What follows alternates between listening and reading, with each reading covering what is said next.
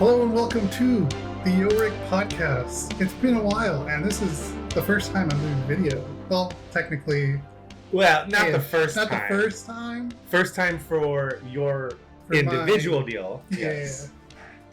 And in person. Right. Out of the last 2 years being unable to do that. Yep. But here we are. Yeah, man. It's weird. It's been forever, man. I feel weird. It's weird. It's like, weird. You're here. Like, actually, don't. I'm sweating. Okay. We'll get into the groove. It's not going to be that bad. Like, yeah.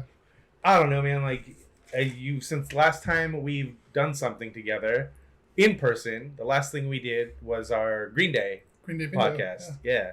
Which ended up coming out like 2 weeks after everything got shut down, but we recorded it about 3 weeks before everything got shut down. It was like a reserved safety podcast. Yeah. Because like it was like, hey man, this Corona thing's getting out of control. We should bank a podcast just in case something goes. Yeah. And we're like, yeah, we'll bank one podcast just in case. It was like, yeah, that'll be fun. It's not gonna get out of hand. Some shit we like side missions. Great, that'll be a deal. It'll be fun. We can do that. And then we did that. And then while Rick was in the editing process, because he wanted to do like a full produced video, which normally when we would record the podcast, we would live stream it. Then you would make edits, cuts, and make it a little bit more palatable as a digestible thing. There you go. But then now you wanted to do that from the jump with the Green Day one. You wanted to be able to not have any of it out there, cut it down, and get it how you wanted it. Put in like the album art and all that stuff, and make it fun. And it was cool. And it was really cool talking about all those Green Day albums and our favorites and making our lists. Yeah. And then when you were playing Rock Band too, I remember like, did we do any other kind of like music stuff? And then I remember the Blink-182 album we also reviewed as well too, which was a fantastic album, man. God, that stuff's so. I know it's very divisive with like the Blink community because a lot of people don't like that it's Matt Skiba and not Tom DeLonge in the band now, and that they're still Blink and they should have called themselves something else. But like, I don't know, man. Those last two albums with Skiba were like, I enjoyed them a lot. They're so good, and maybe it's because we're both big fans of Alkaline Trio, so there's a lot of that. You can feel that in there too. So that might be one of the reasons why we like it so much. But oh well. And then then everything got shut down, and then we were in the process of doing research for when everything got shut down. Is we were gonna do that with the Eminem albums because he put album out in 2020 also in January. Yeah. Then he ended up putting one out at the end of he put 2 albums out that year, which is crazy. And so, like, when everything got shut down, we were in the process of going through, and I think we already had our lists and everything put together and ranked and ready to record. And then they were like, no, everybody stay home. Knock it off. Don't talk to anybody in person. And I was like, damn, all right. So we still have that we need to do, which would be fun to do. But it's kind of funny because you think we'd be thriving during a shutdown because we first started on Skype. Right, but there were so many factors we didn't take into consideration, like kids staying at home. Yeah, kids home. Different schedules. Everybody in the house had different schedules. Like I have a house full of people. It's not just me. If it was just me, it'd be a lot easier. But yeah, it had a whole. Because I immediately thought that I was like, oh, this won't be too bad. We'll just go back to doing it over Skype, or we'll do it over Discord, or we'll do it over whatever the cool thing at the moment is to have Zoom. Audio and record over, right? But yeah, just. For a while, for about 1.5 years, nothing was able to line up because everybody's at home and all that. So then when everything finally started to creep open, it was one of those things where it's like, well, now though, then why don't we just do it in person though? We're both got shots, we got masks, we can I'll sit on the other side of the room, we'll bring a separate mic, whatever. Yeah. Like we'll figure it out. About it, yeah. But it was just like one of those things again, like just schedules never lined up. But here we are. But yeah, we're here. We're in person. Finally. Yeah. I'm happy, I'm excited. And which brings us to our topic and to why we are here, which is I finally started playing the Arkham series.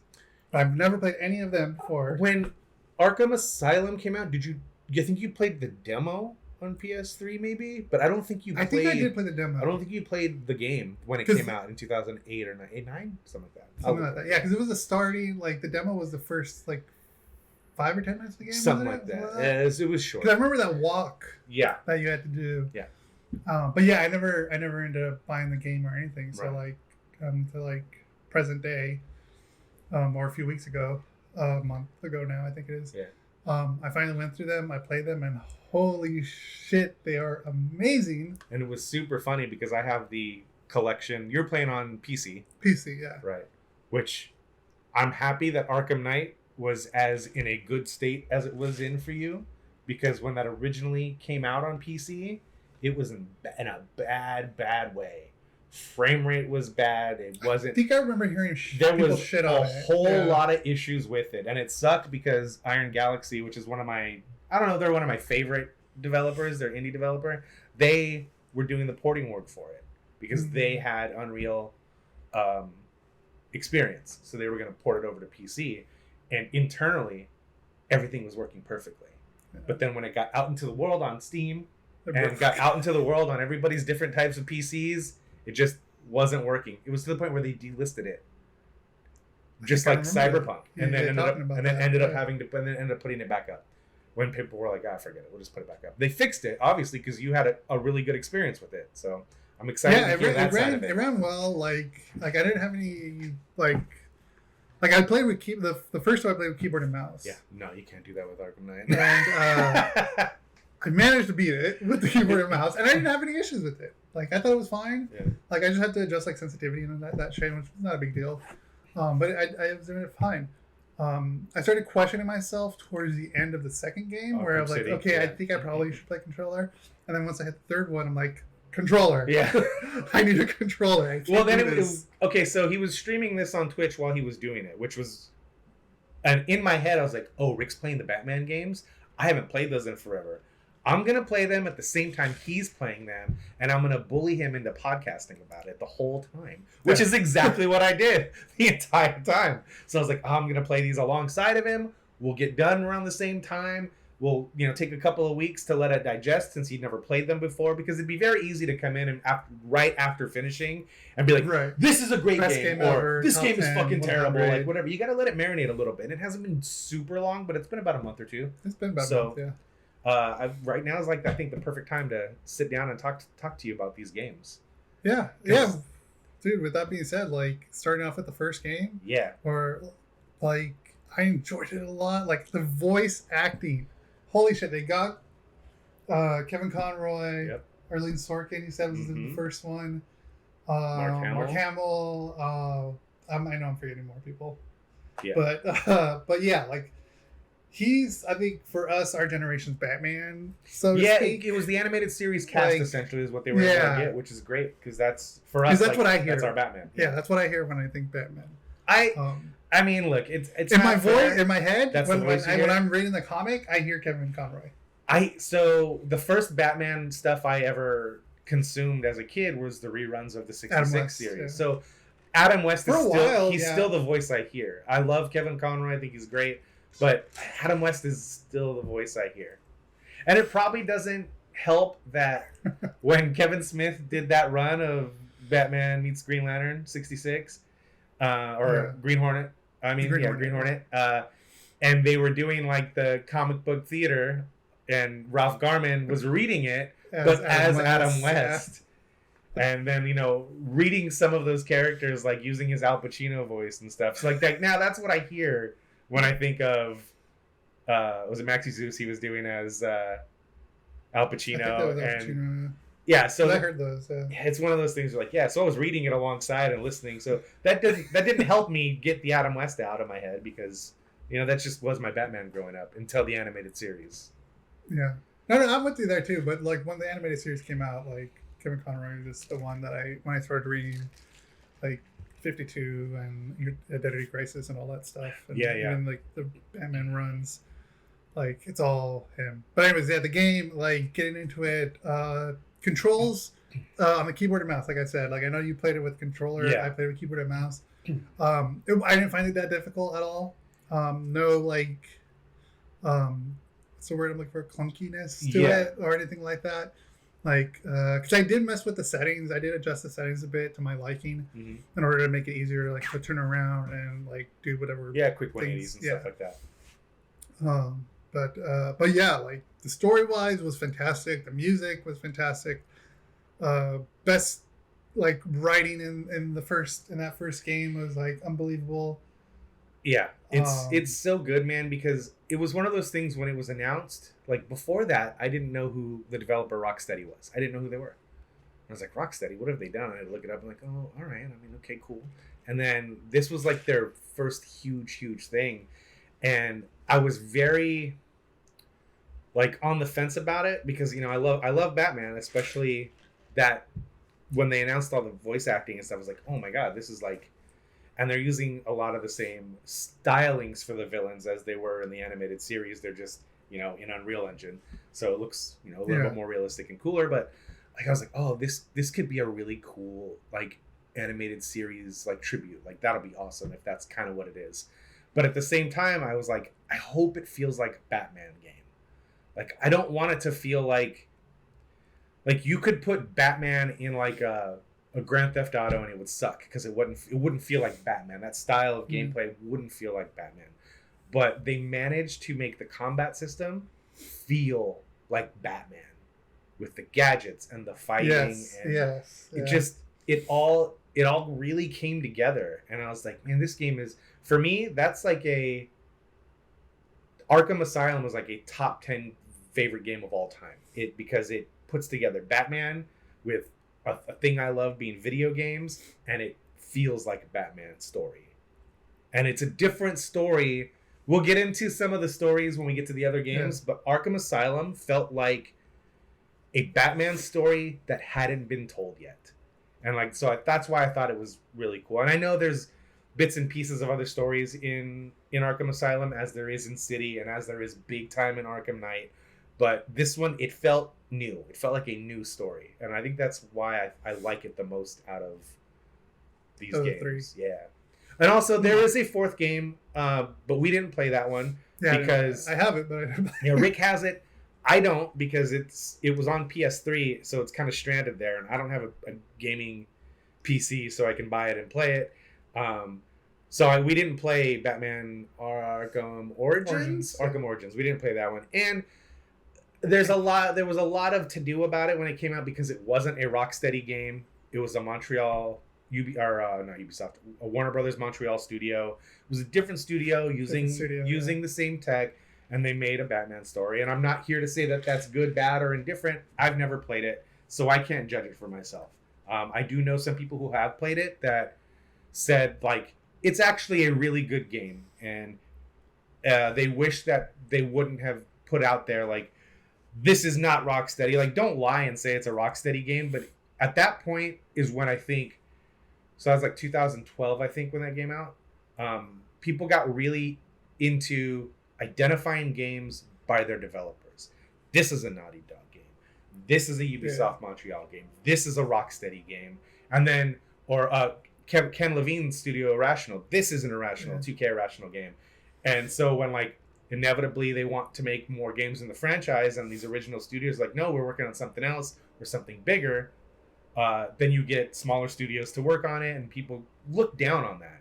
People look down on BioShock 2 because it's not Irrational, it's 2K Marin, it's a different studio. And people look down on Batman Arkham Origins because it's a different studio. But I think that's a little unfair. But again, not having played it, can't judge it. Yeah, I haven't played it either, so I can't really say either. I think also the reason I didn't play it, or maybe I will play it again in the future, who knows, the voice acting. Like, they don't have the original voice acting. And that's like, for me, being a movie guy, like, that's what I love, is when they have the original actors for it.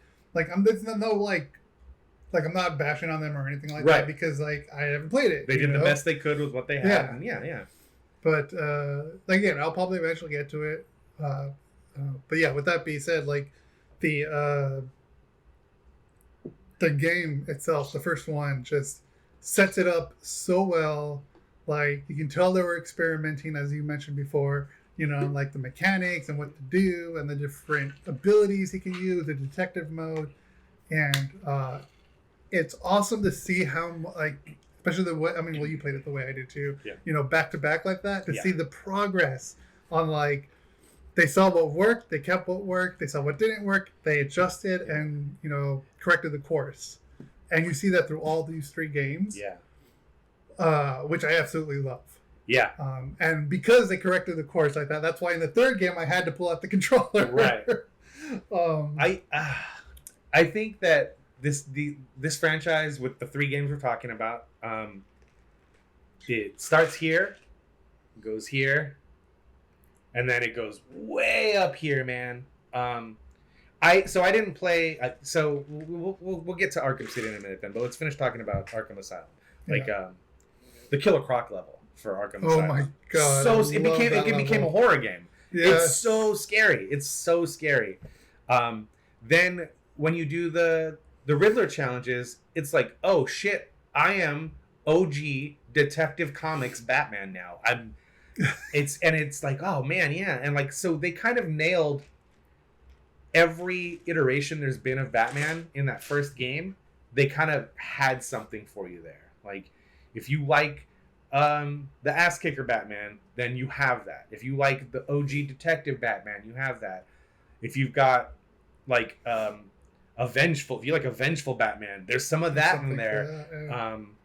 And it's just, I don't know. I feel like that game is pretty damn near perfect, man. Pretty damn near perfect. I think if I was going to make any kind of negative comment about that game, is that I understand why it is the way it is, but I wish it was less Metroid. And what I mean by that is, well, you can't go in here yet because you don't have that tool, and you can't go in there yet. Yeah, and like, okay, and I'm not saying they were padding out the gameplay to make it a longer game, but in order to not overwhelm a new player, you don't give them all of Batman's tools out of the gate. You can't do it.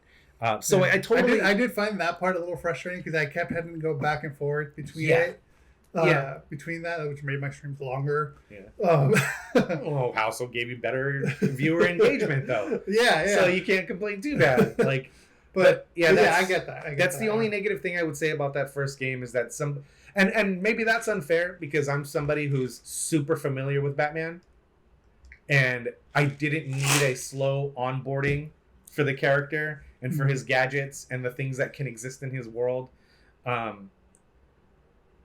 But I think and it's not even a big negative because, again, like I said, I completely understand why the gameplay loop is the way it is, because you don't want to overwhelm a new person who maybe not necessarily doesn't know Batman, but maybe doesn't want to have all those tools at their disposal right away. So that's kind of like the Metroid or Castlevania, like taking away all your stuff just for you to regain it, was a little bit of a negative for me. But again, it's not something I'm going to sit here and harp on because I totally understand why they did what they did with it.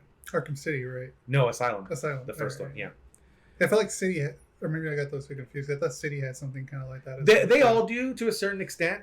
But I feel like Asylum was the worst about hiding abilities. Hiding. They were the worst about hiding exploration behind, you can't do that yet until you get this gadget. Arkham City was a little bit better about it, and Arkham Knight was way better about it because you didn't miss things so as much as you missed them in the first 2 games. Like, fuck, I missed my grapple shot in the first game. Like, why can't I just fucking zip line across here? Like, you missed that right away in Arkham Asylum, whereas in Arkham City, because it's an open world and you can kind of attack it any way you want. Same with Arkham Knight, it's an open world and you can attack it any way you want. They gave you the core things that you would want. You know, like your grapple shot and the fucking zipline hook and your ability to glide is all there out of the gate.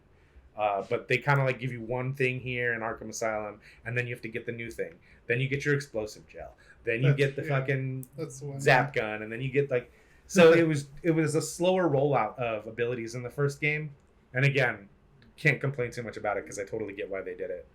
But yeah, that's the only thing I could even say negative about that game. But I don't think it's that big of a deal. Was there anything like about it on your end where you could be like... I thought it was kind of frustrating just to go back and forth, but I could call it a negative, but I don't really see it that too much. I think because as you progress, especially like to the next game, when I'm getting ahead of myself, like it wasn't as bad. Right. Yeah, definitely. But I did find it frustrating. But like, Well, taking a whole point off of it if it had a point system? No, it's like I said. That's why I always say it's near perfect. It's about as close to perfect of a video game experience I've ever had. It's high up there with games like Horizon Zero Dawn. And it's high up there with I'm into the new one right now. Holy crap, it's good. It's right up there with The Last of Us Part 2, which I think is gameplay wise a better game than Part 1. I think I like the story in the first Last of Us better than Part 2 a little bit, but as far as a gaming experience, that's near perfect. The first BioShock is near perfect, and Batman Arkham Asylum is on that list. It's real high, man. There's a high bar that game set in like 2007 and 8 when BioShock and Batman Arkham Asylum because they came out pretty much around the same. Yeah, BioShock came out 2006. Yeah. No, it came out 2007. Then came out 2008 on PlayStation, and I think 2009 was Arkham. I think we could look it up, but I don't want to do that. Yeah, we don't fact check here on podcasts. Nope.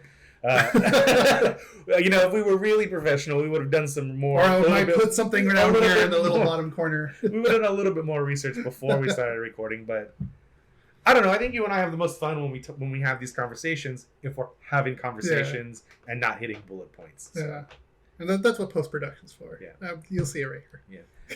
Now you just made more work for yourself. But yeah, man, I think it's near perfect. I love the treatment of Barbara. I love the way they treat Gordon. It's like they're very understated in the first game, which I think is very cool because it is a Batman game. And then as you go on, they become more important. Everything grows as you move on. Like the map, the people, the story. Mm-hmm. It just gets bigger and bigger. From like you go, this is like island only type of place in the first one, and a little bit bigger city in the second one, and then you just have this massive huge world. Sprawling Gotham map. Yeah, and that's what I loved about these games: the progression of how big the map was and how much more you can do. Yeah. Going to the characters like the Riddler stuff. Oh, fuck the Riddler. And the voice acting for it's good. Yeah, the voice acting is good on the Riddler. Like the characters is the best. Like the way they modernized those characters to today and the time of when it came out, like is amazing. Like Riddler, it's almost kind of looks like this sleazy. At least to me, it seemed kind of like he's kind of like this like sleazy guy, you know, that just wants to fuck with Batman and mess with him, which is true. And just to feed him with his riddles, which you have to do throughout the game. Yeah. But the Joker, like Mark Hamill, like of course kills it. Dude, in all three, like it's one of those things where like a lot of people, there was like a run of Batman, I can't remember who wrote it, where they made Joker really dark. Like really, really dark, like fucking in the comics or in the game? Yeah, in the comics. I can't remember when it was, but it was a while ago, and it was like super sociopathic, like really bad. And I thought that was a little too far, but I think that they met a really cool middle ground with the idea of the Joker, who no matter what he's doing, everything is whimsical and a joke to him, which is a good for the character. But then also having the harmful intent behind what he's doing, and I think that the Arkham games really nailed that ground with the Joker. It's like they made him a complete like sociopath, and psychotic killer in the game. Yeah, dude, and even to the point in Arkham Asylum when he's like, sorry, Harley, you didn't get the job done, and just leaves her there for Batman to fucking throw in a cell, and it's like, whoa, dude, like, all right, okay. Yeah, that's the thing. Like, this was a Joker like I've never seen before in a way, because like he was so like he just didn't give a fuck about anybody but himself. Yeah, and like he is so smart and meticulous in these games that like it makes all the other Jokers like, I'm not saying bad, but I'm just like makes all the other Jokers like less effective. There you go. Yeah, because like I'm more scared of this Joker than like I think him and Heath Ledger are like the top two Jokers that I'd be more afraid of. Yeah, they made Heath Ledger did a fucking great job too, but like any other like Joker. Yeah. Like, and then of course, like if I know Mark Hamill's playing the same one or playing Joker and the Joker in the animated series, but like that was a children's show. It was a different style of Joker. Yeah, it was just a different style of Joker. Like even in the comics, like he was still as crazy, but I don't know. The game he just felt more psychotic in this. Yeah, and like I said, like it's not just the Killer Croc stuff. It almost feels like a horror game at points. Like it almost feels like Saw, but Batman in some respects. Like the first Saw, the good one. None of the others are any good. Not 8, Fight me. 10, 100. The first Saw is the only good one. I like the first 3 ones. I think there's stories to be told in those first 3, but I think the first one is the only good movie. Out of the 3, out of everything. Like the first Scream. Yeah, and I think that there was a lot of Saw in that Joker and that style of there was suspenseful horror. Yeah. Like thriller, like more like psychological thriller. Yeah. Makes sense actually, yeah. Because like the whole point, like the plot of the game is he purposely gets caught to go to Arkham because he's trying to get everybody else out. Yes. He's trying to get everybody else out. And he's also trying to prove that Batman is ineffective at his job, which is why he's trying to get everybody out of their cells on Arkham Asylum. Yeah. Off the island. But at the same time, if Batman catches him, he doesn't fucking care because that's not why he's there to prove how ineffective Batman is. And like he even says, how many times are we going to go through this, Batch? You catch me, I get out. You catch me, I get out. Like it's a game. It's a game to him. Joker wants Batman to kill him, but he knows that he's not going to kill him. So he's going to see how far he can push. There you go. Exactly, yeah. And that's the cat and mouse game that you get between them in these games. And which makes it like top tier fucking story. And then moving on to like Scarecrow. Oh. I have never been more afraid of the Scarecrow since this game. Like I've seen him in every other medium, comics, TV shows, whatever. Movie. Yeah. Cillian Murphy was pretty good. But... He was good, yeah, but like it didn't really give me the creeps. Right. You know? The game though gives me the fucking creeps. He's psychotic. When you walk into the morgue and all the music and sound just drops out and all you hear is Batman's footsteps and then little creaks and stuff. And then you walk up to the fucking body bags and you open them up and it's your parents and they sit up and start talking. It's like, holy shit. And then that's when you get your first like meeting with Scarecrow where you get the gas in you and you are inside your own head essentially fighting to get away from escaping the Scarecrow. And like those sequences almost function as side-scrolling platformers. And it's like and what those things are and what a lot of people probably don't realize is what those things are is like you just upgraded your grappling hook. So now we're going to teach you how to use it by putting you in this side-scrolling thing. Yeah. Oh, now you can pull shit down with the grappling hook. So we're going to put you in this side-scrolling thing and scare the shit out of you while you're trying to pull boxes down so that he can't see you. And like that stuff, tutorializing mechanics without saying, we're going to hold your hand through a tutorial on how to do it is like, it's the best way to treat your audience like they have a fucking brain and not treat them like they're idiots. And I think that when we get to Arkham City, I think that they forgot that with the tutorializing of stuff. But yeah, the Scarecrow stuff is so good in Arkham Asylum, man. That's why one of the reasons why I think it's so close to being perfect is because, again, it hits every style of Batman and every style of Batman villain you want it to hit. Like Scarecrow, like Joker wants Batman to kill him. That's his motivation. He wants to see how far he can push Batman before Batman stops being Batman and murders the Joker. Scarecrow doesn't want Batman to die. He wants to drive Batman insane. He wants him to lose his mind. And so that's why Joker working together. Project. Yeah, Joker working together with Scarecrow fits because if Scarecrow can weaken his mind, then maybe he'll kill. Maybe Joker will get what he wants in the end. Like it's the way that everybody as the villains work together in that game and in that story to try and get Batman to not be Batman anymore is so well done, man. It's so well done. Yeah. Fuck, man. Yeah, they're so good. Like, okay, so we could jump into Arkham City. Yeah. Which is... I got a disclosure here with Arkham City. Oh, that's right, because you never played it until... I didn't play it until this time around. So, why didn't you play Arkham City? It was so much better than Arkham Asylum. And a lot of people like the second one.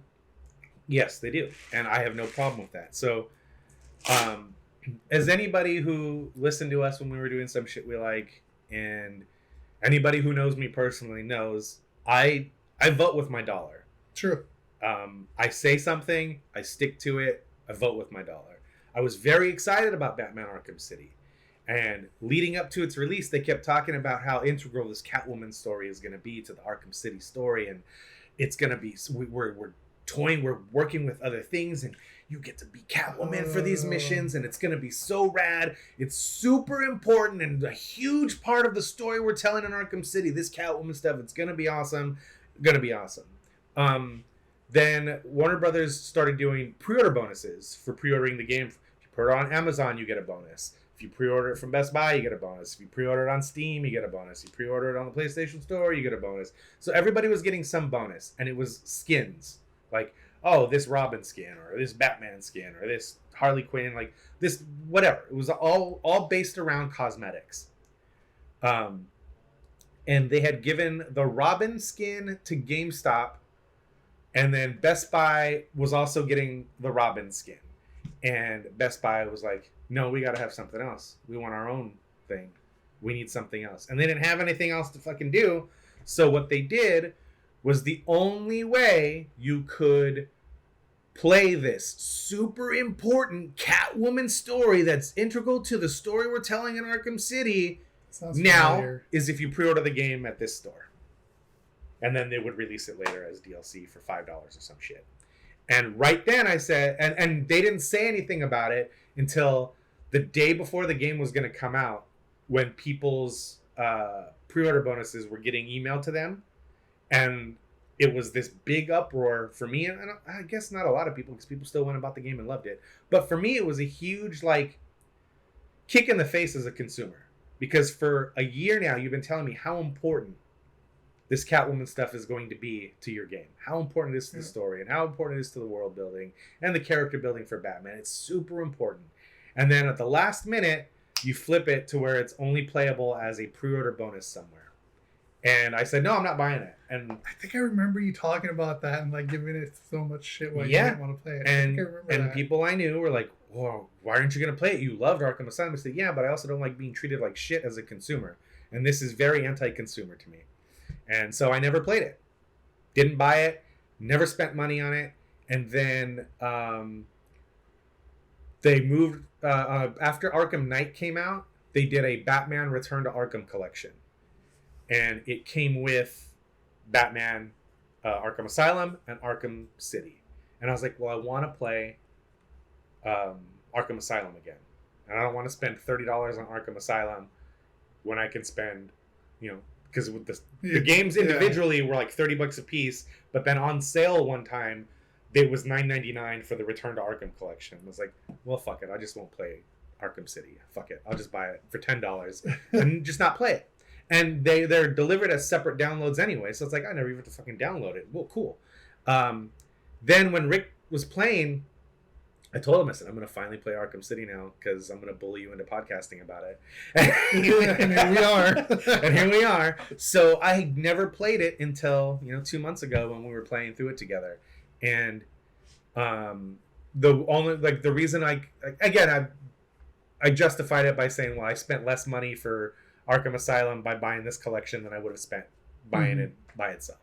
But yeah, man, like I try to vote with my dollar, and I try to stick to my guns. And the thing that made it a little bit more okay for me was that this was like the Game of the Year edition of Arkham City, so everything was already in it. There was no extra purchase to get the Catwoman stuff. The game, the way it should have came out. The game came out. You don't play as Batman out of the gate. The first thing you do is play as Catwoman. That's how, quote, important this was supposed to be to the game. Is the first thing you do is play like this 15-minute chunk as Catwoman. And I couldn't imagine experiencing this game without that being the first thing I experienced. Because that's how it was supposed to be fucking experienced. Like in this, they had a very specific chronological order for these 4 Catwoman experiences in the game. And they're very well done. They're very good, and she feels different than Batman. And her attacks are weaker, but she's faster, and it felt great. So playing it, I enjoyed it, but I think, and this is controversial, I think Arkham City is the worst game out of these three. And I think it's a major step down from Arkham Asylum. It's good. The city is good. You know, seeing Vicky Vale and getting these other characters, like, cool, I'm with it. But like, I feel like part really threw me. I'm like, oh shit, she's in here. I feel like this. I told you this too while you were streaming it, and I was like, I feel like, you know, sometimes you have a story you have a video game that needs an open world to tell its story, and I feel like they designed this open world before they had a story, and before they had a game for this open world. So I think they went about it backwards, because everything feels so jumbled. I can see that, and I can understand that. And it's like, I love exploring the city. I think that little cutoff piece of Gotham that's Arkham City, I think they did a great job designing it. Exploring it is super fun. But all like the non-important side quests, like the side stuff you do, because there's not a lot of it. It's like it's the Riddler stuff, and you know, finding the origin of Arkham Asylum, those little spider things that you have to scan and stuff. Yeah. Like the side stuff in Arkham Asylum is different, and it feels organic. And it's like, oh shit, I see a fucking Riddler thing with my detective vision on. Let me see if I can match this up and get this done. And it just feels very organic. I feel like in Arkham City, all that shit is just filler. Because in Arkham Asylum, I want to take some time away from the main story and find all this stuff. And Arkham Knight, I want to take time away from the main story and find all the cool shit and fight the other villains and all that stuff. But in Arkham City, I always felt like that stuff was an unwanted distraction. Like, oh, they're fucking bullying some cops down here. Well, I'm dead set on getting to the next part of the story. That's how much I actually enjoyed the story of Arkham City. Like, dealing with the Joker who's dying, and why is he dying, and why does he need Batman, and blah blah blah. And like, so that story was more compelling to me, and I really feel like the open world suffered because they did not make the open world as compelling as the main story. The story, like, I totally understand that. Like, I did kind of see, like, you're playing Batman and doing all this, and then boom, you're all of a sudden you're Catwoman doing this. So I kind of see that, but I guess I didn't really have a problem with it. Yeah. But I did feel the disconnection between when you jumped between the two stories. But again, that didn't like really bother me too much, because me being more focused on the story, that was really what made me love this game a lot. The actual story. The story of it, with the Joker and him dying, and Batman having to find this cure and finding the scientists, and getting a lot of that Frozen Heart stuff from the animated series of Mr. Freeze. Like Mr. Freeze, them actually touching on that in the game was like, like it was really good, man. But with that, like, the game being kind of like all over the place, and the game stuff that you're talking about, like, I almost felt like this whole game, and that was something I think you might have mentioned too, as we were playing it, felt like an experiment, like a experimental project for the next game. I think what happened was that's what it felt like. It felt like, okay, let's try all, like, bunch of new shit. Let's throw it all in here and see what works. And so, like, that's why I take a little bit of, like, no, it didn't just get better and better, and they didn't just improve. Like, they did this really nice contained video game.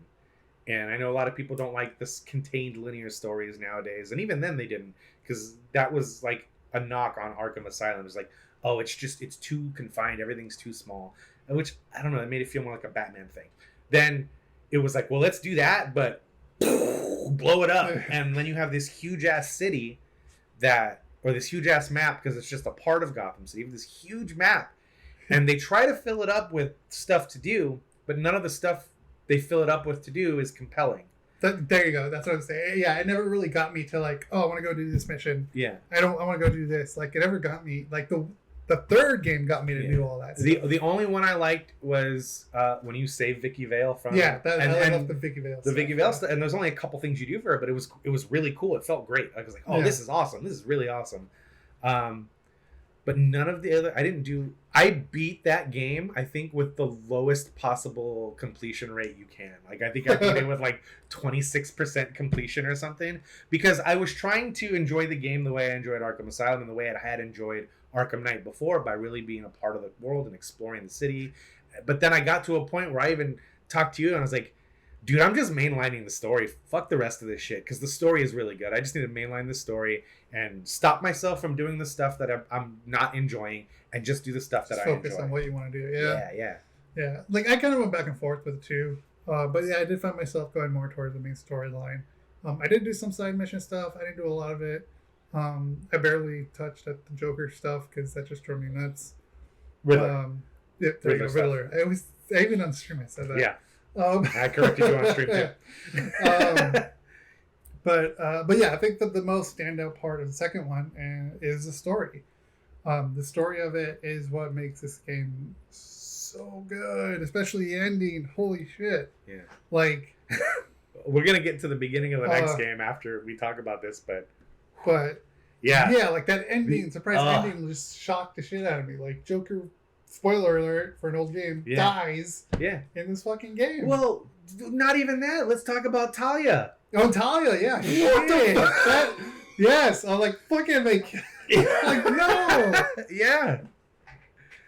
That was so crazy. The Ra's al Ghul stuff is so good in Arkham City, and the Talia al Ghul stuff is so good. God, it's so good. Yeah, I almost forgot to mention that. Yeah, shit, yeah. Full on just okay, bye Talia. And then you get to a point where you think, and the way the game ends, where they're like, oh, Batman killed the Joker, and he goes, no, I didn't kill him. It was like Dark Knight, or Batman Begins. I don't have to save you. I don't have to kill you, but I don't have to save you. Like, you just murdered the love of my life. I don't have to fucking save you. You don't get this shot. I do. Bye. And it was one of those things where, like, that's some cold shit right there for Batman to do. Batman doesn't do that. That's not Batman. Yeah. And I really, really appreciated that they tapped into that Nolan stuff with. I just didn't need to say that. Yeah, exactly. That's that shit there. Like, that was movie moment shit right there. Yeah. Like, that shocked the hell out of me. Yeah. And I think a lot of people, which is why I think that a lot of people put this game up there for why it's their favorite. Which I totally get it. Yeah, I totally get it too. I totally understand. But it's just not my favorite in the series. I feel like there's a lot of bloat to get through, or not even to get through. There's a lot of extra shit you just have to ignore in order to get that story. Yeah, because God, it's so good. And then Arkham Asylum. I think we talked about. I think Arkham Asylum was the last time Arlene Sorkin did Harley Quinn. Yeah, we didn't touch that. And it's Tara Strong in City and Asylum, or Arkham Knight. And and you as Batman fans, you can hear the difference. You can hear the difference. But Tara Strong was great. She did really good. Yeah, she did fine. Yeah. Like, I mean, she even took over in the animated series too. Yeah. Like, once they got in towards like the Justice League era of it. Yeah. If I remember correctly, I think. Like, I don't know exactly when she jumped into the animated series stuff, but they tried to get Arlene Sorkin for City. But she retired. Said, right? She's like, I don't want to. Like, because Mark Hamill was supposed to be done after Arkham Asylum also. Like, they were like, this is going to be our last thing we do together. Yeah, it's going to be the last thing we do together. But they just kept backing up the truck to Mark Hamill, and he's talked about it. He's like, you guys don't understand. Like, I love this character. I wasn't ready to let it go. And he made it all the way through all the games. Yeah, he went through all the mainline games. Yeah. I don't think he was in Origins. I don't think he was in Origins either. But yeah, he made it through to Arkham Knight. But yeah, the best thing I can say about Arkham Asylum or Arkham City is that for a game that I wasn't enjoying at first, the story really made me break through that wall and then really appreciate what they were trying to do. And it really was one of those things. It's like, well, now we got an open world. Let's throw all this extra stuff in here. Now you can glide. Now you can fucking rocket boost on your goddamn zip line and shit. And like, all right, cool. And I feel like with this next game, when you get to Arkham Knight, they realized, okay, there was way too much in Arkham City. We're going to pull back on this. We're going to pull back on this. We're going to make it a more... What worked, what didn't work. We're going to have side stuff to do that you think is side stuff. And then when you get to the end of the game, you realize, oh, shit. All this side stuff is part of the main story. Like, and I think that's the best way to do it. Like, you don't want to, like, send flashing signs like, this is... You don't have to do this. And they don't. It's like... They basically tease the ending towards you in Arkham Knight. Yeah. Like, okay, you can get through the story. You'll get to the story. You finish the game. You get to the end of the game. And you get to a part where you got to initiate Project... Nightfall. But he says, not yet. There's still things to do. That threw me off. Like, I didn't know. Like, okay, so I got to do all that stuff. So they throw you a curveball. Actually finish the game. So this time... I did everything except all of the Riddler challenges. Because I did the same thing, I believe. Yeah, because some of them are very frustrating. The Riddler challenges in Arkham. The driving shit. I like it. I know. I'm in the minority. I love that fucking bat tank, dude. God, it was so fun. It was fun, like doing some of the bat tank stuff. I mean, specifically the Riddler stuff. Fuck that shit. And I didn't like it. What sucks about it is if you don't upgrade your cannon all the way. Oh yeah. Some of those Riddler challenges are you just can't fucking do them because there are some where I think I learned that one. You not only do you have to have your cannon fully upgraded, because like there's some that you pull up to and it's like. Here's a bunch of Riddler sensors on the wall, and you have to shoot them all in a certain time frame. And if you don't have your cannon completely upgraded to throw off 8 shots at a time, and if you don't engage in some battles to build up that charge so you can release your 8 shots at a time, you literally cannot do that challenge. So I did a few of those, and then I was like, man, I really, really would like to see the true ending. But I just don't have it in me to do all these Riddler challenges.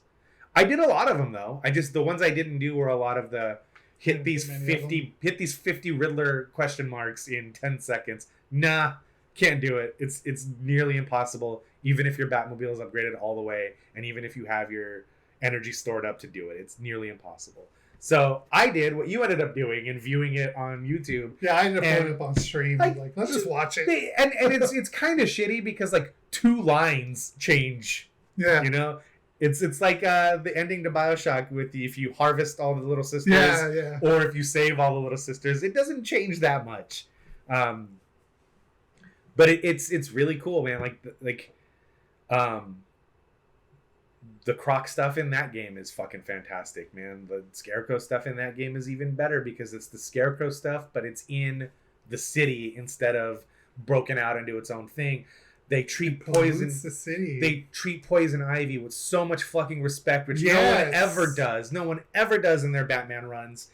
Everybody's like, ever since they created Harley Quinn, everybody's been on this. Ooh, fucking Harley Quinn is the best, and she's great. She's awesome. She's great. But I always liked Poison Ivy. But the idea of Poison Ivy, who is just so fucking upset that all this shit's happening in the city and killing the plants, like Poison Ivy is an anti-hero. She's not a villain. She comes off as a villain because of the way she executes her plan, not because of the morality behind what she was trying to do. And I think this is the only time they treated her with that. She's trying to save the fucking planet. It's what she's trying to do. Yeah, and like. Even in Arkham City, the Poison Ivy stuff is okay because it's Catwoman and Poison Ivy when you deal with her, which is really fun dynamic that you don't ever get to see. So I thought that was cool. But in Arkham Knight, man, when Batman is like, he's a compassionate person anyway, but he's like, there's only one person that can help me with this. And they're like, are you sure, man? Like, you guys aren't on the best of terms. Yeah, I know, but I need her. And like, he needs her, and he tells her, "I need you.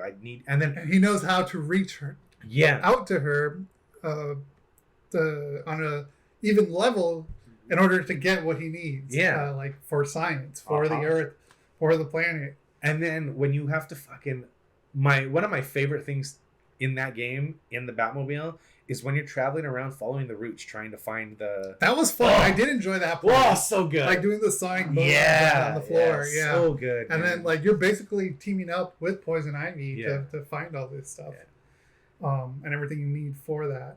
We gotta backtrack a little bit because Okay. we didn't talk about how the game starts. Oh shit, you're right. Because you were like, oh man, Arkham City with that voicemail from or singing the song and stuff is so creepy. And I was like, just wait till you start Arkham Knight, dude.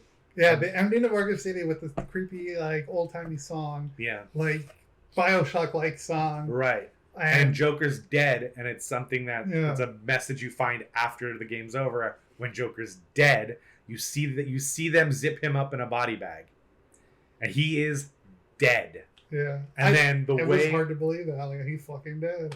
And then the way the game opens up and with that Frank Sinatra song, and you just see the dead Joker just lying there. I was waiting for him just to open his eyes. Yes, I just kept waiting for that moment. Like, come on, like it's comic book. He's not gonna be dead. I watched you start the game, and I was so happy to watch that. And I was like, oh, this is gonna be great. And then I actually had to press the button to ignite. And if you wait long enough, a little thing pops up and says press A.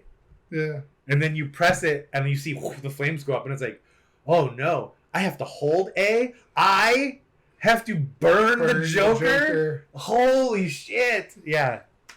That's Detroit Become Human shit right there. Yeah, dude. Fuck. And then the way they use Joker and have him with you in your head the whole time. Yeah. Which I really liked a lot. Yeah. Like, it played so well because, like, Joker's basically the devil on his shoulder. You know, trying to get him to do these things that he wouldn't do. And explaining why he's there. Yeah. The explanation of why he's there. Yeah. Because the serum that you took to cure you also had Joker's blood in it. Yeah. And so it was really cool. Oh, and how about all the other Jokers that are running free in the movie lot that you have to get and hunt down and put back in their cells? Oh, that's right. Oh my god, I forgot about that part. Shit. That was so different. Like, Arkham Knight, I think, is my favorite. For as much as Arkham Knight brings a lot of, it's Red Hood, it's Hush, it's got No Man's Land stuff in it. It's got a little bit of everything all the best in it. Parts. And I will say this, and I think this is what stops it from being my favorite, is it's super fan servicey. It's not as an original of a story as Arkham Asylum I can see that. or Arkham City. But I do feel like you get those little like fan service moments there. It's an amazing conclusion to those stories. But it did it's got Red Hood. Like Arkham Knight is Red Hood. That's the storyline they're telling you, you know? And the Hush is in there also, like I've said before. And they do Killing Joke. Oh fuck. They show you that it's in your head, but they show you Killing Joke. And there is a thing in this game that I said, I can't wait till you get here because it's going to fuck you up when you get there. And spoilers for a near 10-year-old video game. Dude, that... Barbara Gordon. They, when I first played it, there's a sequence where they kill Barbara Gordon in front of Batman. Well, she basically killed herself. Right. Well, but the story is But yeah. Like, I was so thrown back by that. Yeah. Like, my heart was like I almost wanted to stop the game. But the first time I played it, I can't do this. The first time I played it, after that, and they put you back out, and like you gotta tell Gordon. Yeah. He's like how? And then Batman, I can't, and it's like, what the fuck? Oh, that's it. When he says not now, you gotta tell Master Robin about. You know how he feels about her. Yeah, no. It's not important, not now. And I was like, fuck you, Batman. I saved and quit, and I didn't originally I didn't touch the game again for a week because that fucked me all up. Number one, that they would kill Barbara, and number two, that Batman would be so fucking cold about it. And I was like, no, I can't. And it took me a while to come back to it and play it. And what's funny about that too is you want to say Like how could they make Batman do this? Like Batman, like no, Batman would fucking do this. Like a part of me questioned, like Batman wouldn't, like no, he wouldn't say if it because it's gonna distract Robin from doing the project or the if it meant sacrificing many more lives for the one, he would sacrifice the one and not the many. Yeah, that's Batman. That's Batman. So like seeing Batman act this way and even fucking locking up Robin. Yeah, like I want to say it's out of character, but it's not. It's not. Yeah. So our Nightwing is in it also. So Dick Grayson is in it as Nightwing, and then your Batman is, or your Robin is Tim Drake, right? Yes. And then our boy Jason Todd makes an appearance. So when I was playing it, so yeah, after the Barbara Gordon stuff, like I turned it off for a week and didn't touch it. I was legitimately upset. And then when I went back to it, so keep in mind, like at the end of Metal Gear Solid 4 Guns of the Patriots, they make you think that Snake kills himself. Yeah. But then they come back after a long credit scene, and if he didn't kill himself, he shot the gun into the air or whatever. And it was like, I remember saying then, I wish Kojima would have stuck to his guns. I wish they would have killed that version of Snake, because you can always bring him back because he's a fucking clone. So stick to your guns. And then the story they ended up telling later was from the fucking 80s and a prequel to all that stuff anyway. So you could have just let Snake die. Rest. Yes. In peace. So when I thought about it, I was like, man, I hope they stick to their guns with Barbara, because if they do, this is one of the best stories to ever happen in Batman. Like if you stick to those guns, and then when Gordon finds out that Barbara works for Batman as Oracle, and he's fucking pissed and basically says, fuck you, Batman, I'm gonna go find my daughter. And at that point, you're like, fuck. And it's like so many the House of Cards is falling. Yeah, and it's like I say about Superman. Like if my favorite Superman stories are when you have him questioning why he does what he does. Why the fuck am I Superman? Why am I not just taking care of myself? And I think Batman is the best when you have that human element. All superheroes are the best when you see that human side of like, fuck man, why are we even doing this? It's obviously not accomplishing anything, so why are we even doing this?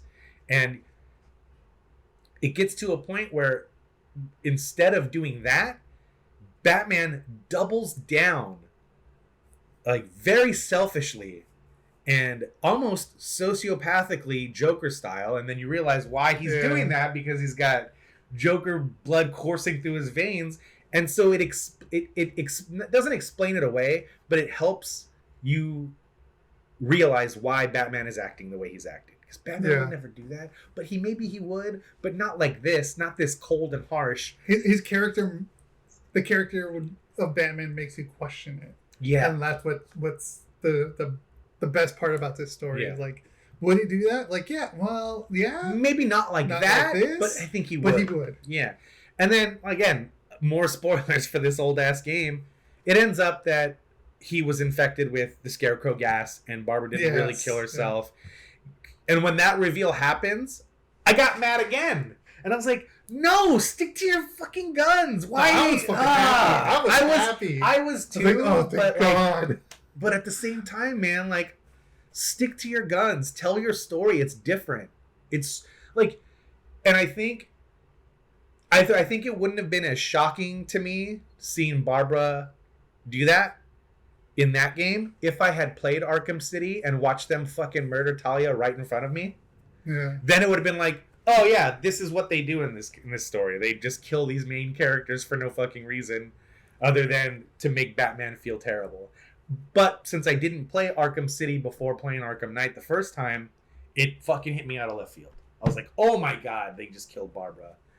But yeah, man, like, it's a great story, and it is very fan servicey, but fucking hunting down Man-Bat and fucking Pig. Oh my God, Man-Bat fucking scared the shit out of me. That first interaction. Like, yes.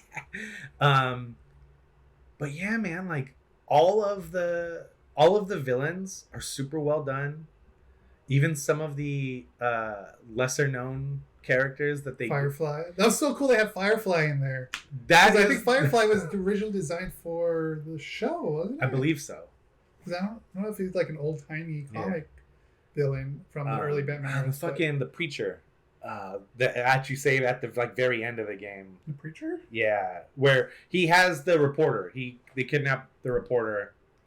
Oh, yeah. Oh, yeah. I can't remember his name. Yeah, I know who you're talking about. Yeah. The like crazy cult guy. Yeah, and it's like a one-off. Like, yeah, we got him too. Like, and then the one Hush mission with what's his name with the plastic surgery to look just like Bruce Wayne and comes in and kidnaps and like I forgot his name, but and like it's one of those things where it's like they didn't have to do that. Like, they could have just told the story that they were telling, which really all you needed was Joker. That's true. Ivy, Harley Quinn, and like you really only needed the main rogues gallery of people. But they went out of their way to have Pig and to have Man-Bat and to have Firefly and to have like these characters. And like I know it's not like super in depth and like the cult dude is one mission and the Hush thing is one mission, but it's a little it adds to it. The Two-Face stuff are just a couple of bank robbery missions but they treat those characters with enough respect where it's like, oh no, they're all here too and they're all important. They're part of his world. And they're part of the world and you got to put them all away. And I don't know, man. I think if you would have talked to me the moment I finished Arkham Knight, I would have said that's my favorite of the three. It's the best game they made, and all of that good stuff. Like it's as near perfect as Arkham Asylum, but I think where it falters for me and why it's not my favorite is, yes, I love the story, but I'm gonna talk purely about the gameplay loop and the gameplay mechanics here. I actually wanted to go around and find all the Riddler challenges in Arkham Asylum. I wanted to find all the lore stones for Arkham Asylum and talking about that stuff. I wanted to do all that side stuff in Arkham Asylum. In City and Night, I didn't feel like I needed to, and I didn't want to, with the exception of the main Riddler stuff to get Catwoman out.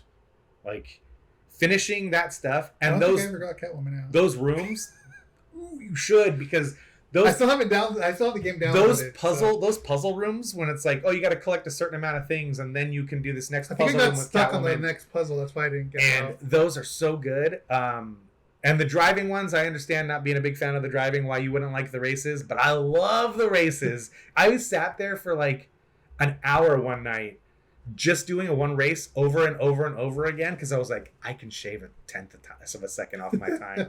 And like, I don't know, I found that stuff super fun. And then the ones that aren't races, the ones that are puzzles in those caves where you still have to use the Batmobile, I thought were really well done. Those were fun-ish, yeah. Yeah, and there's some that are frustrating, but overall I think they're really fun. But yeah, I didn't want to go and find all 120 Riddler challenges after I was done with the game. But in Arkham Asylum, the first time I played through it, I got all the Riddler stuff. Like, that was fun. I wanted to do Those were fun. The first one was, the Riddler stuff were fun. On the first one. I think that's why that game is still my favorite in the franchise to me. I love the story of City. I think the main story is great. I love everything about Arkham Knight, to where it starts and you're a cop and then the cop gets the Scarecrow stuff in his face and goes on a fucking murderous rampage, and then you see him later in lockup at the police department and you hear them talking about, I don't think he's ever going to recover from what he did, and it's like, oh man, it fucking, the way you can eavesdrop on like all the different people and like interact with all the different like cops and villains that you lock up, like all that was awesome. Like there's like nice fine touches to the game. I was so happy that I was watching when you went to the police department the first time, when I was like, punch that guy. Yeah, I can punch that guy. You can only do it once, but it's awesome that's an option, is to grab him and yank him against the cage. But yeah, man, those three games they're all really, really good. I I think Arkham City falters because it is one of those let's throw everything against the wall and see what we want to keep for the next game kind of thing. Like you said, a proof of concept or an experimentation or like a... It was an experiment. Yeah. But yeah, man, Arkham Knight. And I remember the first time you come into contact with the Arkham Knight when you're at the chemical facility or whatever. Yes, And you have the first little battle with him and stuff. I look back at Alexis, I go, it's Jason Todd. And she's like, what? And I go, yeah, it's Jason Todd. And she's like, oh, yeah. That's what I kept questioning throughout the entire show. Yeah. Like, is this supposed to be Jason Todd? And she goes, oh, yeah, like Red Hood? Yeah. And I go, yeah, because at that point, I had not seen or read the Red Hood arc. So I just knowing what I knew about Batman, I was like, oh, that's Jason Todd. Sidetrack real quick. Have you watched the Red Hood cartoon? No, I read a. Watch it. I know I should.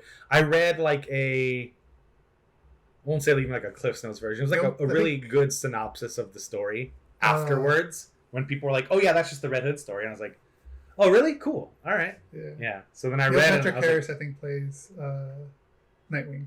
Who? Neil Patrick Harris. Oh no shit! Oh man, now I gotta watch it. I think it's Neil Patrick Harris. That does. I know he's in the game. I think he plays Nightwing or Robin. Hot take: best Spider-Man. He's a great Spider-Man, but I love what's his name, Christopher Daniels from the '90s Spider-Man. I like him a lot too. Yeah, I really like that 8-episode run of The Amazing Spider-Man on MTV. It sucks we didn't get more of that. It's so good, man. Yeah, look, that's a totally another topic. That's podcast. Another project. But yeah, man, Arkham Knight is pretty fantastic, dude. Like, so we went over all the games now. Like, yeah. Should we rank them now? Or? Yeah, sure. Let's. I mean, my ranking is. I think it's kind of obvious. It's pretty easy for me. For me, it's in number 1 is Arkham Asylum. Like that's, and going back and playing it, I was like, oh, I hope this holds up. This game is 15 years old. That's right. Like I hope this holds up. I hope this holds up. And it's still just as tight, just as good. And like I said, the only negative is the Metroid stuff. But because, and I guess the story could be a little bit more in depth, but again, this was their first crack at a Batman story. So, but as far as like moment to moment gameplay, like I think it's the best feeling combat of the franchise, and the battles, the hand to hand stuff doesn't lean as heavily on the gadgets. I know you can use your gadgets in the battles, and there's trophies for it, and the combat challenge rooms are very dependent on you using all your gadgets to keep your combos up. But in the moment-to-moment gameplay, it didn't feel necessary to do that. I could just kick ass and block or kick and yeah. And I think that the game's battle, like hand-to-hand stuff, became more dependent on gadgets in the following two. And that was one of those things like, wait, I tap R1 to do a batarang, I hold R1 to do a fucking smoke thing, I hold L1 to do a thing, tap L1 to do a thing, and it's like, no, I'm just gonna beat the shit out of these guys and duck and dodge when I can. And like, so that was that's why I think Arkham Asylum is the best game in the franchise. Probably not that. My favorite story is probably Arkham Knight, because it pulls together so many things I love about Batman. But I think the best game from front to back is Asylum, then Arkham Knight, and those two are like hard. Those two are way up here, man. Yeah. Way up here, and like not even a full step. It's like 1 and 1A. Like that's. But Arkham City is my. Yeah, it's number 3, and it's number 3, like way number 3. Yeah, it's hard for me to rank them, but like cohesively, like story, gameplay, and all that, like Arkham Knight is number 1 for me. Okay. And then would be Arkham Asylum, and then City. But like I feel like those two are just like could be one game together. Right. So it's hard to pick between those two. Well, that's the way that it was designed. Like even in Arkham Asylum, if you go to Quincy's office, you see a map in it, and the map is the map of the second game. Like they already knew where they wanted to go. I remember running into that. Yeah, I remember running into that. Yeah. So yeah, it's hard to pick, but yeah, Night, Asylum, City. And it's so hard, but like story wise, I probably would swap City and Asylum. Or Asylum? Okay, yeah. So it would be Night, City, and then Asylum. Yeah. just story wise, but just because that's a fucking ending, like, I did not see that shit coming. And usually, like, I can see where things progress and move. Like, you know, I've studied on writing and movies and shit, so like I can see when there's going to be a turn most of the time. But this one, I just went completely over my head. Yeah. So I think that's what I love when, like with Saw, you know, the ending of Saw, like, oof, like what the fuck. Yeah, and I love that moment where you think you know, and usually you know, but this time you don't know. Yeah. So I love that. So I think the best thing about that story from Arkham City is that Joker got what he wanted. The character development of it. Joker got what he wanted. Joker and Batman. Yeah. It took Joker having to He technically won the game. Yeah, it took him having to kill Talia in front of Batman. Yeah. But he got what he wanted. Yeah. Because Batman picked up the antidote and gave it to himself and basically said, fuck you, and walked away. Joker got what he wanted. He won. Joker beat Batman. And I think that's why if they would have stuck with their guns with the Barbara Gordon stuff in Arkham Knight, it would have been even better, because they already showed in the previous game, Batman lost. You may have saved the city, and you may have saved yourself, but Batman lost. Batman lost in Arkham City. And I think that's super refreshing, and I think it's so cool that they were willing to go there. And there's a lot of people who aren't huge Batman fans that might be just, I like the Batman Arkham games, that may not understand that Batman lost. Batman lost that fight with Joker. He lost. Yeah. Joker got what he wanted. Yep. Fuck. So now I'm trying to, like, do I flop them now? Like, no, I'm going to stick with that. But yeah, man. It's such a good story. I think the Red Hood stuff and adding all that in Arkham Knight makes it the best. I think it's the best story in that. Yeah. Yeah, if we're going by story, I think I would have to go Night City and Asylum, like in reverse order of release. But if, like I said, if we're talking like overall game, it's Asylum, Night, and City. Yeah, Night, Asylum, and City for you. Yeah, they're good games. They're really good games. Like that's why, like when we were playing Arkham City together, and like it felt like all I was doing was talking shit about Arkham City, which I was. But at the same time, it's like, yeah, but I've got to nitpick these things, because even like, we can keep talking about it, but like even with like the mission wheel in Arkham Knight, that would have been so nice to have in Arkham City. Yes. And I would have enjoyed the game so much more if it had the fucking mission wheel and I could pick who I wanted to go after and what I wanted to do next. Yeah. But instead, it just felt like everything was window dressing for the main story. And I think they realized that, and I think that's why all of the villains mean so much in Arkham Knight, because they realized nobody meant anything in Arkham City except for Joker and Harley. Nobody meant anything, and Freeze to a certain extent. But nobody else meant anything in that story except those core 4 people. But in Arkham Knight, they made everybody. They made everyone interesting. Yeah. Fuck, I love Poison Ivy's and Batman team up. Yeah.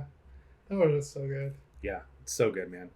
And now, so the Batman, the Arkham games, dude, they're so fucking good. And nothing more needs to be said about them. They can't come out with any more games either. Well, they're doing the Gotham Knights, and they're also doing a Suicide Squad Kills the Justice League game. Is it Gotham Knight? That's what I actually want to ask you. Is Gotham Knight anyway involved with the Arkham stuff? I think Gotham Knights is supposed to be the Court of Owls storyline in the comics. I've never read it. I haven't read it either. But my Alexis's cousin Ricky, he always tells me it's really, really good. And he's very excited for Gotham Knights because that's like his favorite. The Court of Owls Batman stuff is like his favorite stuff. So he's very excited about Gotham Knights. Which is going to be, I think, multiplayer. Like I heard it's multiplayer. Or co-op, not multiplayer. Co-op focused. Yeah. I am kind of more excited for that Suicide Squad game. I need to look that up, because I don't think I heard about that game. It looks really good. Fucking King Shark is in it. You get to run around. Oh wait, I did hear about that. Yeah. I did hear about that. It looks really good. I'm into that. I think both of these games are gonna be fine. They're different studios, obviously. One of them is WB Montreal, and one of them is Rocksteady. So Rocksteady's back in the it's not a Batman game, but they're working on it. So I'm excited. Someone who knows how to take care of the property, though. Yeah, so yeah, exactly. Good. All right. Well, that's gonna be it.